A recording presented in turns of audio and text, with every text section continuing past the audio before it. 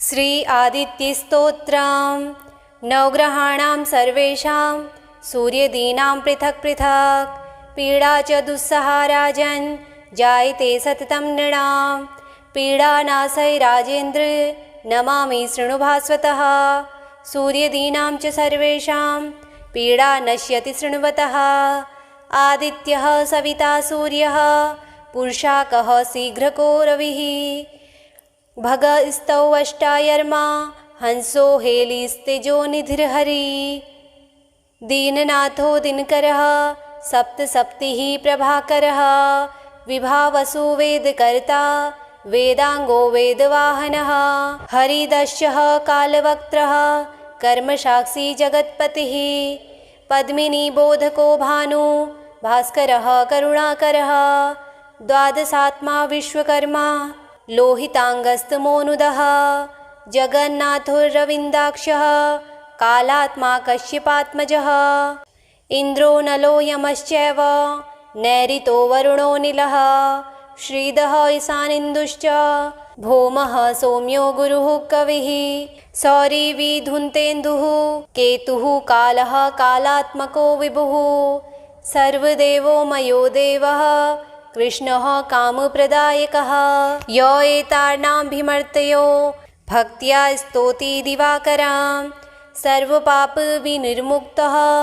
सर्वरोगविवर्जितः पुत्रवान् धनवान् श्रीमान् जायते स न संशयः रविवार पठेदस्तु नामान्येतानि भास्वतः पीडा शान्तिर्भवेतस्य ग्रहाणां च विशेषतः सद्यः सुखम् अवाप्नोति चायुर्दीर्घं च निरुञ्जं नवग्रहाणां सर्वेषां सूर्यदीनां पृथक् पृथक् पीडा च दुस्सहा राजन् जायते सततं नृणां पीडानाशै राजेन्द्र नमामि शृणु भास्वतः सूर्यदीनां च सर्वेषां पीडा नश्यति शृण्वतः आदित्यः सविता सूर्यः पुरुषाकः शीघ्रको रविः भगस्तौ अष्टायर्मा हंसो हेलिस्तेजो निधिर्हरि दीननाथो दिनकरः सप्तसप्तिः प्रभाकरः विभावसु वेदकर्ता वेदांगो वेदवाहनः हरिदस्यः कालवक्त्रः कर्मसाक्षी जगत्पतिः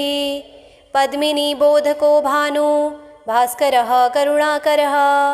द्वादशात्मा विश्वकर्मा लोहितांगस्तमोनुदः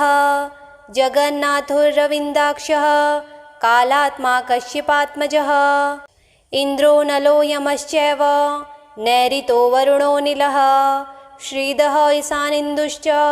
भौमः सौम्यो गुरुः कविः सौरिवी धुन्तेन्दुः केतुः कालः कालात्मको विभुः सर्वदेवो मयो देवः कृष्णः कामप्रदायकः यो एतार्णाभिमर्त्यो भक्त्या स्तौति दिवाकरां सर्वपापविनिर्मुक्तः सर्वरोगविवर्जितः पुत्रवान् धनवान् श्रीमान् जायते स न संशयः रविवार पठेदस्तु नामान्येतानि भास्वतः पीडा शान्तिर्भवेतस्य ग्रहाणां च विशेषतः सद्यः सुखम् अवाप्नोति चायुर्दीर्घं च निरुञ्जं नवग्रहाणां सर्वेषां सूर्यदीनां पृथक् पृथक् पीडा च दुस्सहा राजन् जायते सततं नृणां पीडानाशै राजेन्द्र नमामि शृणु भास्वतः सूर्यदीनां च सर्वेषां पीडा नश्यति शृण्वतः आदित्यः सविता सूर्यः पुरुषाकः शीघ्रको रविः भगस्तौ अष्टायर्मा हंसो हेलिस्तेजो निधिर्हरि दीननाथो दिनकरः सप्तसप्तिः प्रभाकरः विभावसु वेदकर्ता वेदांगो वेदवाहनः हरिदस्यः कालवक्त्रः कर्मसाक्षी जगत्पतिः पद्मिनीबोधको भानु भास्करः करुणाकरः द्वादशात्मा विश्वकर्मा लोहितांगस्तमोनुदः जगन्नाथोरविन्दाक्षः कालात्मा कश्यपात्मजः इन्द्रो नलो यमश्चैव नैऋतो वरुणोऽनिलः श्रीदः ईशानीन्दुश्च भौमः सौम्यो गुरुः कविः सौरिवी धुन्तेन्दुः केतुः कालः कालात्मको विभुः सर्वदेवो मयो देवः कृष्णः कामप्रदायकः यो एतार्णाभिमर्त्यो भक्त्या स्तौति दिवाकरां सर्वपापविनिर्मुक्तः सर्वरोगविवर्जितः पुत्रवान् धनवान् श्रीमान् जायते स न संशयः रविवार पठेदस्तु नामान्येतानि भास्वतः पीडा शान्तिर्भवेतस्य ग्रहाणां च विशेषतः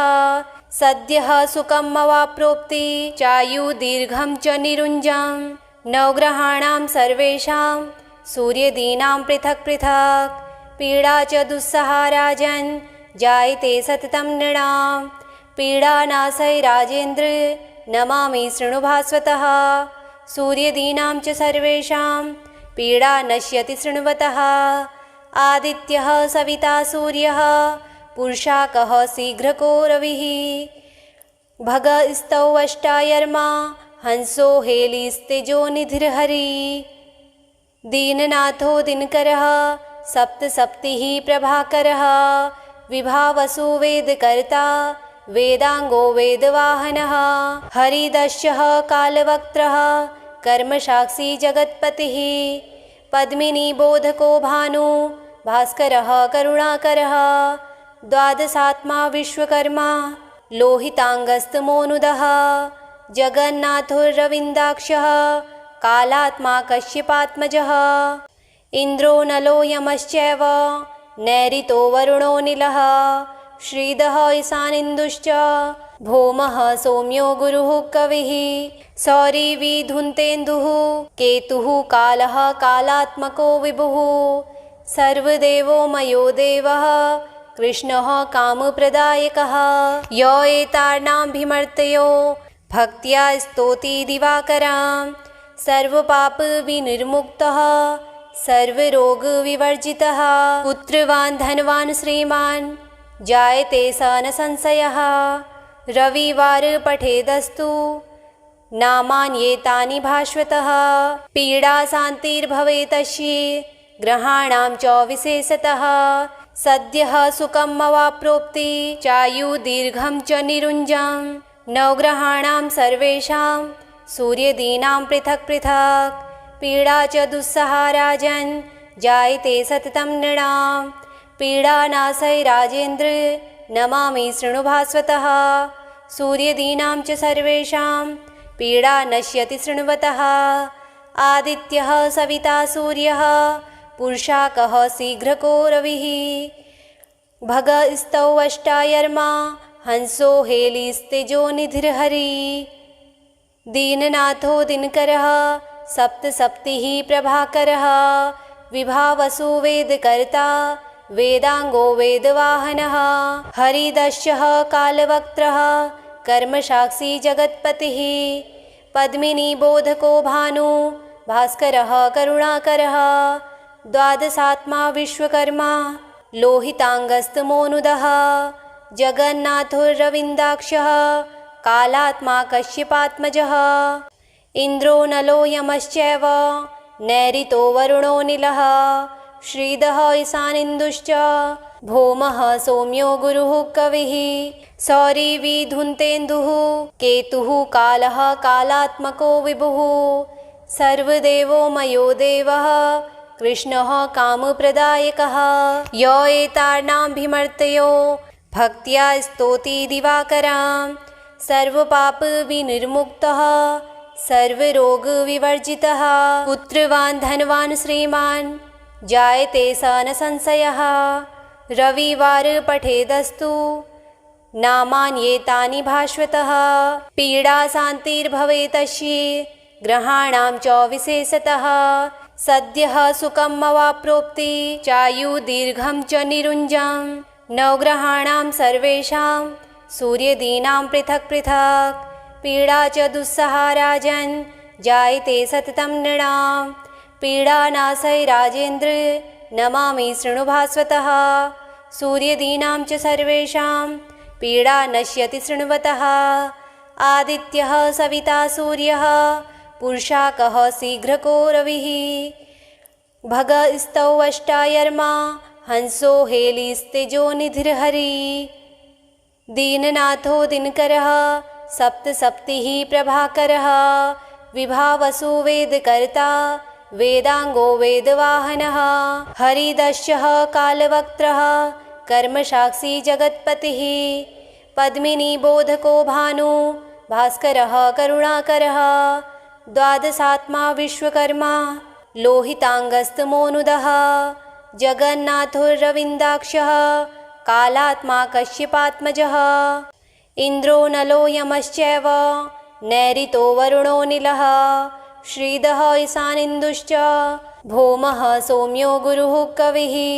सौरिवी धुन्तेन्दुः केतुः कालः कालात्मको विभुः सर्वदेवो मयो देवः कृष्णः कामप्रदायकः य एतार्णाभिमर्त्यो भक्त्या स्तौति दिवाकरां सर्वपापविनिर्मुक्तः सर्वरोगविवर्जितः पुत्रवान् धनवान् श्रीमान् जायते स न संशयः रविवार पठेदस्तु नामान्येतानि भास्वतः पीडाशान्तिर्भवेतस्य ग्रहाणां च विशेषतः सद्यः सुखम् अवाप्नोति चायुर्दीर्घं च निरुञ्जं नवग्रहाणां सर्वेषां सूर्यदीनां पृथक् पृथक् पीडा च दुस्सहा राजन् जायते सततं नृणां पीडानाशय राजेन्द्र नमामि शृणु भास्वतः सूर्यदीनां च सर्वेषां पीडा नश्यति शृण्वतः आदित्यः सविता सूर्यः पुरुषाकः शीघ्रको रविः भगस्तौ अष्टायर्मा हंसो हेलिस्तेजो निधिर्हरि दीननाथो दिनकरः सप्तसप्तिः प्रभाकरः विभावसु वेदकर्ता वेदांगो वेदवाहनः हरिदस्यः कालवक्त्रः कर्मसाक्षी जगत्पतिः पद्मिनी बोधको भानु भास्करः करुणाकरः द्वादशात्मा विश्वकर्मा लोहितांगस्तमोनुदः जगन्नाथोरविन्दाक्षः कालात्मा कश्यपात्मजः इन्द्रो नलो यमश्चैव नैऋतो वरुणो नीलः श्रीदः ईशानीन्दुश्च भौमः सौम्यो गुरुः कविः सौरिवी धुन्तेन्दुः केतुः कालः कालात्मको विभुः सर्वदेवो मयो देवः कृष्णः कामप्रदायकः य एतार्णाभिमर्त्यो भक्त्या स्तौति दिवाकरां सर्वपापविनिर्मुक्तः सर्वरोगविवर्जितः पुत्रवान् धनवान् श्रीमान् जायते स न संशयः रविवार पठेदस्तु नामान्येतानि भास्वतः पीडाशान्तिर्भवेतस्य ग्रहाणां च विशेषतः सद्यः सुखम् अवाप्नोति चायुर्दीर्घं च निरुञ्जं नवग्रहाणां सर्वेषां सूर्यदीनां पृथक् पृथक् पीडा च दुस्सहा राजन् जायते सततं नृणां पीडानाशय राजेन्द्र नमामि शृणु भास्वतः सूर्यदीनां च सर्वेषां पीडा नश्यति शृण्वतः आदित्यः सविता सूर्यः पुरुषाकः शीघ्रको रविः भगस्तौ अष्टायर्मा हंसो हेलिस्तेजो निधिर्हरि दीननाथो दिनकरः सप्तसप्तिः प्रभाकरः विभावसु वेदकर्ता वेदांगो वेदवाहनः हरिदस्यः कालवक्त्रः कर्मसाक्षी जगत्पतिः पद्मिनी बोधको भानु भास्करः करुणाकरः द्वादशात्मा विश्वकर्मा लोहितांगस्तमोनुदः जगन्नाथोरविन्दाक्षः कालात्मा कश्यपात्मजः इन्द्रो नलो यमश्चैव नैऋतो वरुणो नीलः श्रीदः ईशानीन्दुश्च भौमः सौम्यो गुरुः कविः सौरिवी धुन्तेन्दुः केतुः कालः कालात्मको विभुः सर्वदेवो मयो देवः कृष्णः कामप्रदायकः। य एतार्णाभिमर्त्यो भक्त्या स्तौति दिवाकरां सर्वपापविनिर्मुक्तः सर्वरोगविवर्जितः। पुत्रवान् धनवान् श्रीमान् जायते स न संशयः। रविवार पठेदस्तु नामान्येतानि भास्वतः। पीडा शान्तिर्भवेतस्य ग्रहाणां च विशेषतः। सद्यः सुखम् अवाप्नोति चायुर्दीर्घं च निरुञ्जम्। नवग्रहाणां सर्वेषां सूर्यदीनां पृथक् पृथक्। पीडा च दुस्सहा राजन् जायते सततं नृणां। पीडानाशय राजेन्द्र नमामि शृणु भास्वतः। सूर्यदीनां च सर्वेषां पीडा नश्यति शृण्वतः। आदित्यः सविता सूर्यः पुरुषाकः शीघ्रको रविः। भगस्तौ अष्टायर्मा हंसो हेलिस्तेजो निधिर्हरि। दीननाथो दिनकरः सप्तसप्तिः प्रभाकरः। विभावसु वेदकर्ता वेदांगो वेदवाहनः। हरिदस्यः कालवक्त्रः कर्मसाक्षी जगत्पतिः। पद्मिनी बोधको भानु भास्करः करुणाकरः। द्वादशात्मा विश्वकर्मा लोहितांगस्तमोनुदः। जगन्नाथो रविन्दाक्षः कालात्मा कश्यपात्मजः। इन्द्रो नलो यमश्चैव नैऋतो वरुणो नीलः। श्रीदः ईशानेन्दुश्च भौमः सौम्यो गुरुः कविः। सौरिवी धुन्तेन्दुः केतुः कालः कालात्मको विभुः। सर्वदेवो मयो देवः कृष्णः कामप्रदायकः। य एतार्णाभिमर्त्यो भक्त्या स्तौति दिवाकरां सर्वपापविनिर्मुक्तः सर्वरोगविवर्जितः। पुत्रवान् धनवान् श्रीमान् जायते स न संशयः। रविवार पठेदस्तु नामान्येतानि भास्वतः। पीडा शान्तिर्भवेतस्य ग्रहाणां च विशेषतः। सद्यः सुखम् अवाप्नोति चायुर्दीर्घं च निरुञ्जम्। श्री आदित्यस्तोत्रम् सम्पूर्णम्।